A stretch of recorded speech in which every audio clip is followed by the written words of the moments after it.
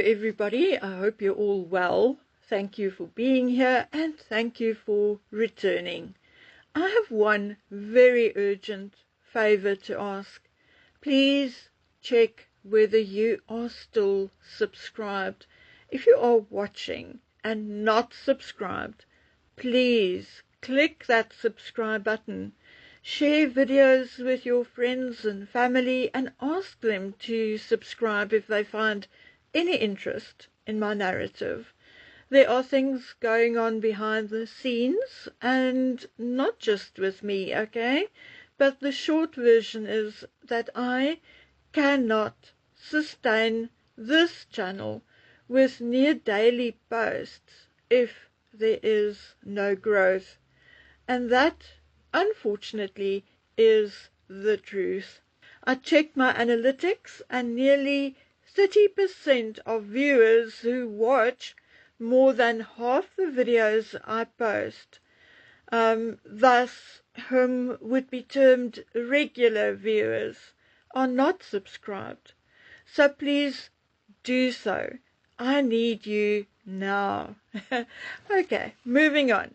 I sometimes marvel at how some people operate and think. So, William flew to Balmoral, according to some ignorant dumbass media outlets, to spend quality time with his father. Oh, and don't forget the Daily Fail, who wrote, to spend father and son time together. Yeah, no, I do not know what romance model they got that shit from, but it is just that, utter shite. This is not the first time this has happened, and the fact of the matter is that it is a meeting, a private meeting, so private that they do not want it leaked to anyone, least of all the press. Jay has told me this before, and I actually came and told you. If the royals want anything to stay secret, private, and or undetected, it goes down on one of the private estates. The reason is that the people working on these private estates are working directly for Charles and with little to no contact with Buckingham Palace and Kensington Palace. So 95% of the time what happens at Balmoral stays at Balmoral. And the same applies to the Castle of May and Sandringham. This is a meeting and not a father and son lovey-dovey time, and there is a lot to talk about before both of them return to London. Charles is meeting Australia's Prime Minister Anthony Albanese this weekend, so they're not going to spend a week together, a day or two at the most. Now, a conspiracy theorist I'm not, but I am expecting big announcements from the United States and Britain over the next 2 to 3 weeks, and I've been telling you this for more than a month. But before we get to that, let's just take one step back and stay with the royal family for a while. Obviously, Charles and William has a lot to talk about. There is Andrew and Sarah, what to do, what to say about them. And then there's Harry and Meghan.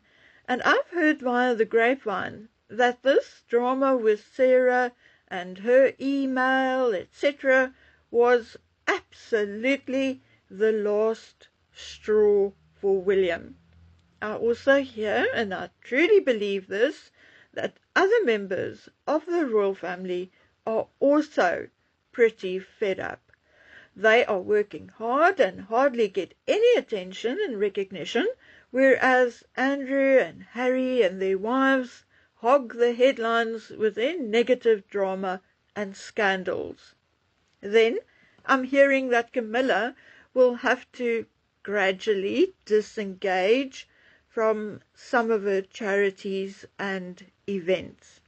Not only is her health not great, but from what I've heard, there is quite a bit of discord among the family and Camilla, or Camilla is somehow part of this undercurrent. The issues, I'm told, includes her relationship with her husband. Now, I'm going to read this to you verbatim. King Charles and Queen Camilla are divorced in everything but name. Friends claim the couple now lead largely separate lives, despite continuing to appear together during the monarch's cancer treatment, which they say is just to keep up appearances for the sake of the monarchy and the public. I've also heard stories of bizarre behavior by both Charles and Camilla. At the moment, nobody wishes to expand on this, but I've been told that William in particular has issued a warning with regards to Camilla and her interference and treatment of royal family members, including his own family. And then, of course, there are matters of state to discuss. We all know about the crime and protests all over the country with regards to the illegal immigration. Britain and everything British is in tremendous danger if this continues. Yet it appears that Keir Starmer refuses to recognise the danger. Calls for the King to dissolve Parliament has reached fever pitch. Yet to date, Charles has not said a word about any of it, not even acknowledging any of it with some kind of spin. Not a single word, nor a word about Starmer's insistence and promise to send troops to Ukraine. I don't know. I mean, I haven't even seen King Charles send condolences for the death of Charlie Kirk. I mean, really, it was such a big worldwide incident. Yet he would send a representative to Saudi Arabia or wherever when one of their guys pass away. But never mind. When we go over to the United States, and remember, I think it's all connected, but the United States Defense Secretary summoned hundreds of senior United States military officials to a meeting on Tuesday. So, very short notice. So, it is my guess that something big is going down. And you and I may not know exactly what it is at the moment, but I bet you Charles had been clued in, whether it was during Donald Trump's visit or whatever, but I'm sure he knows exactly what it's all about. So yes, Charles and William, as king and heir, have lots to talk about, and yes, they are not supposed to be political, but believe me, Charles in particular have far more political clout than we will ever know. But political clout or not, this constant war in Ukraine and Russia, Gaza, Israel is very obviously affecting everybody, even here at the bottom of Africa. So it's not rocket science to imagine how it affects the United Kingdom and the British people. Not that I think Charles is overly concerned about that, but obviously it must also affect Charles's interest in other parts of Europe, like Romania, where he has properties, etc. And then there is Charles's health. We know that Charles had stopped chemo months ago. I have no idea what kind of treatment he is on now, but I am told that he experiences significant discomfort from time to time and is also in pain from time to time. So the thing is, the conclusion we have to reach is that Charles and William have a fairly large number of topics to discuss, maybe more than they can fit into 2 or 3 days. Okay, but let's move on a little from all of this, because quite frankly, it makes me a little nervous. And then, as if this is not enough, the news from Montecito is not much better, and if I did not build a defense around myself when it comes to Meghan and Harry, this may have pushed me over the edge and into a bit of dark despair. But let me tell you about it. Yes, guys, so listen to this. Prince Harry and Meghan Sussex, yes, that is what they call her now, will return to New York City in October, where Project Healthy Minds will be giving them its Humanitarians of the Year award. I kid you not, I'm completely serious. At first I thought it was a joke, but no, it is actually true. They will receive the award because, and I quote, because of their Archwell Foundation's focus on online safety and family well-being. In their acceptance statement, they said, working with families and young people to prioritize safety online has been some of the most meaningful work of our lives. And then listen to what these people are saying in their article and what they are saying about Meghan. Meghan has built her advocacy around family life, focusing on the safety of young people in the digital age and advancing early childhood well-being.